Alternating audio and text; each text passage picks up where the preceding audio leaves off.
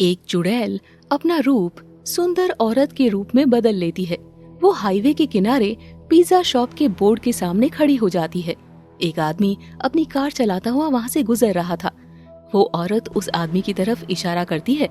तभी उस आदमी की नजर उस सुंदर औरत पर पड़ती है। अरे वाह, ये सुंदरी इतनी रात गए हाईवे पर क्या कर रही है और ये मेरी तरफ इशारा क्यों कर रही है? लगता है मुझे देखकर ये इम्प्रेस हो गई है। वो आदमी अपनी कार उस औरत के आगे आकर रोक लेता है। साहब, यहीं पास में मेरी पिज्जा शॉप है। वहाँ पर एकदम फ्रेश पिज्जा मिलते हैं। आपको हमारी शॉप के पिज्जा ट्राई करने चाहिए। वो आदमी उस औरत की बात मान लेता है और वो औरत उसे अपनी पिज्जा शॉप पर ले आती है। साहब, बस 2 मिनट दीजिए, मैं आपके लिए गर्मा गर्म फ्रेश पिज्जा लेकर आती हूँ। कुछ देर में वो औरत पिज्जा लेकर आ जाती है। वाह, खुशबू तो लाजवाब है। अब देखते हैं स्वाद भी आपकी तरह लाजवाब है कि नहीं। वो आदमी पिज्जा खाना शुरू करता है। जैसे वो आदमी पिज्जा खा लेता है, तभी चुड़ैल अपने असली रूप में आ जाती है। चुड़ैल का असली रूप देखकर उस आदमी के होश उड़ जाते हैं। कौन हो तुम? मैं मूर्ख हूँ जो यहाँ आया हूँ। प्लीज मुझे जाने दो। जाएगा तो तू जरूर, मगर मेरा भोजन बनने। अब मैं देखूंगी तेरा स्वाद लाजवाब है कि नहीं। पिज्जा खाने की वजह से उस आदमी का शरीर काम करना बंद कर देता है और उसकी आंखें सफेद हो जाती है। वो आदमी अब चुड़ैल के वश में आ चुका था। चुड़ैल उस आदमी को खींचते हुए अंदर ले जाती है। कुछ दिन बाद रोहित और मोहित नाम के 2 दोस्त एक कार में उसी हाईवे से गुजर रहे थे। हाईवे पर चलते हुए उन्हें वही पिज्जा शॉप का बोर्ड दिखता है। ये देखकर वो अपनी कार उस रास्ते की तरफ मोड़ लेते हैं। चुड़ैल एक पेड़ पर बैठकर उनकी कार को अपनी पिज्जा शॉप की तरफ जाता हुआ देख रही थी। कमाल है, आज तो शिकार खुद ब खुद ही जाल में फंस गया, और वो भी 2-2। अब मैं जल्दी से शॉप पर जाकर पिज्जा बना देती हूँ। इससे मेरा समय बचेगा उन दोनों को अपना शिकार बनाने में। उस रास्ते के चारों तरफ घना जंगल था और चारों तरफ अंधेरा ही अंधेरा था। ना वहाँ कोई स्ट्रीट लाइट थी और ना ही कोई दूर दूर तक इंसान नजर आ रहे थे। कुछ दूर चलने के बाद एक बूढ़ा आदमी उनकी कार के आगे आ जाता है और मोहित उस बूढ़े आदमी को देखकर झटके से ब्रेक लगाता है। ये देखकर मोहित और रोहन कार से बाहर निकलते हैं। रोहन बूढ़े आदमी को कहता है, लौट जाओ यहाँ से। तुम दोनों को अपनी जान प्यारी है तो लौट जाओ। अगर तुम इस रास्ते से आगे गए तो तुम दोनों का वापस लौट पाना मुश्किल है। लगता है इन बाबा के दिमाग का फ्यूज थोड़ा ढीला हो गया है। उनकी बातें सुनकर तो मेरे हाथ पैर कांपने लगे। ये तो बिल्कुल हॉरर फिल्म के डायलॉग जैसे बातें कर रहा है। मैं तो बहुत ज्यादा डर गया। मूर्ख बालक, तू मेरा मजाक बनाता है। ठीक है, तो अब मैं तुम्हें नहीं रोकूंगा। बाबा जी, आप सामने से हट जाइए। मोहित की बातों के लिए मैं आपसे क्षमा मांगता हूं। रोहन की बात सुनकर वो बूढ़ा आदमी उनके सामने से हट जाता है। मोहित और रोहन अपनी कार में बैठ जाते हैं। कुछ दूर चलने के बाद उन्हें पिज्जा शॉप दिखती है। वो अपनी कार उस पिज्जा शॉप के आगे आकर रोक लेते हैं और पिज्जा शॉप में जाते हैं।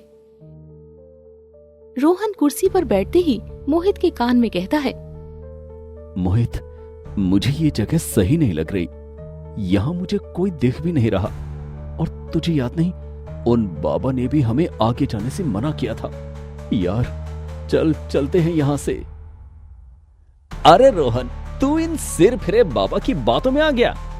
तू टेंशन ना ले, मैं हूं यहाँ पर। रुक, अभी मैं आवाज देता हूं किसी को। अरे सुनो भाई, कोई है यहाँ पर? वो चुड़ैल एक औरत के रूप में बदलकर उन दोनों के सामने आती है।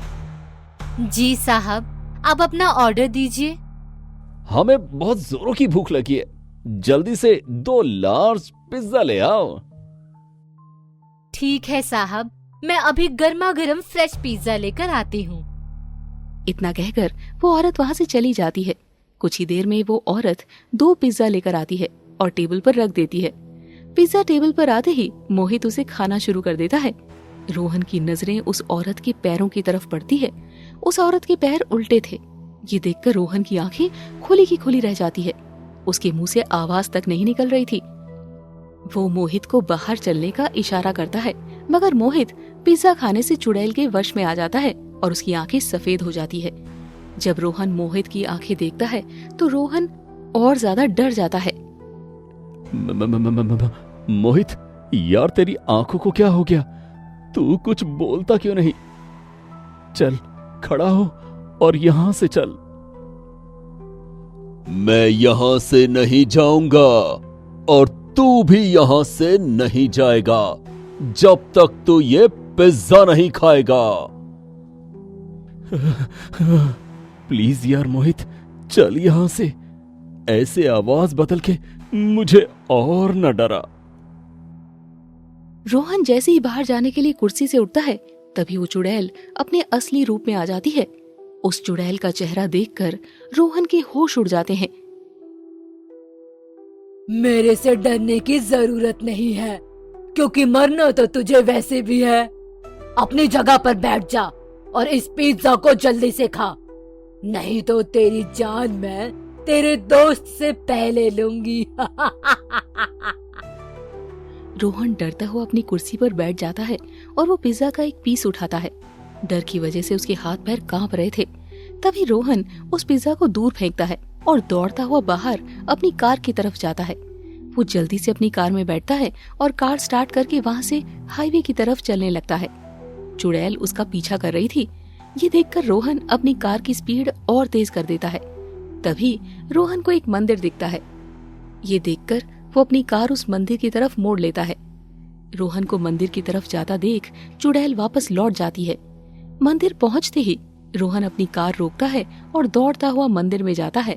मंदिर में रोहन को वही बूढ़ा आदमी मिलता है जो उसे रास्ते में मिले थे। बाबा, मेरी मदद कीजिए, मेरे दोस्त की जान को खतरा है। वो चुड़ैल मुझे मार डालेगी और मेरे दोस्त को भी मार डालेगी। तू चिंता मत कर बालक, मैं तेरी मदद करूंगा। ये भगवान का घर है, यहाँ तुझे कोई हानि नहीं पहुंचा सकता। बूढ़ा आदमी रोहन को पानी पिलाता है। पानी पिलाने के बाद वो रोहन को बताता है, 10 साल पहले वो पिज्जा शॉप सुमन नाम की एक औरत की थी। गांव के सरपंच ने जलन की वजह से उसकी पिज्जा शॉप में आग लगा दी और सुमन उस आग में जलकर मर गई। तब से वो चुड़ैल लोगों का शिकार कर रही है। डर के कारण एक एक करके गांव के लोग गांव छोड़कर जाने लगे और सरपंच भी गांव छोड़कर चला गया। उसकी आत्मा को मुक्ति तभी मिलेगी जब वो सरपंच की मौत अपनी आंखों से देखेगी। वो बूढ़ा आदमी रोहन को सरपंच की तरह कपड़े पहनाता है, धोती कुर्ता और सर पर पगड़ी। रोहन सरपंच की तरह कपड़े पहनकर उस बूढ़े आदमी के साथ पिज्जा शॉप के बाहर खड़ा हो जाता है। जैसी वो चुड़ैल रोहन को देखती है तो उसे लगता है कि सरपंच उसके सामने खड़ा है। ये देखकर चुड़ैल पिज्जा शॉप से बाहर आती है। आखिर तू आ ही गया इस गांव में। अब मैं तुझे अपने हाथों से मारूंगी, तभी मुझे मुक्ति मिलेगी। ये कहते ही वो चुड़ैल रोहन की तरफ बढ़ने लगती है। तभी बाबा उस चुड़ैल का ध्यान अपनी तरफ खींचते हैं और इतने में रोहन अपनी जगह अपने जैसे दिखने वाले पुतले को रख देता है और उसमें आग लगाकर झाड़ियों के पीछे छुप जाता है।